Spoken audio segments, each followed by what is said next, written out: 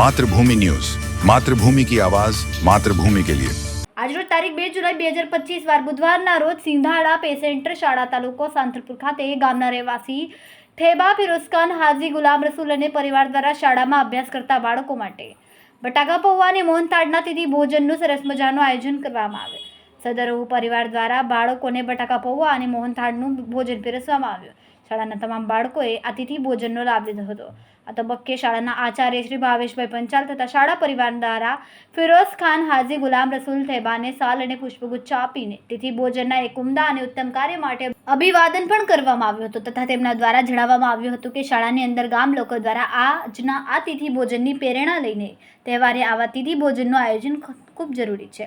આજના આ તિથિ ભોજનને પ્રેરણા લઈને ગામના અન્ય મિત્રો પણ તિથિ ભોજન માટે જોડાશે અને એમને પ્રેરણા મળશે એવો આશાવાદ શાળાના આચાર્યશ્રીએ વ્યક્ત કર્યો.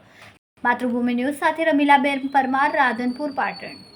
ખૂબ જ ટૂંકા સમયમાં માતૃભૂમિ ન્યૂઝ OTT પ્લેટફોર્મ અને વેગા સિટીમાં કેબલ નેટવર્ક સાથે જોડાઈ જશે. તો જોતા રહો માતૃભૂમિ ન્યૂઝ.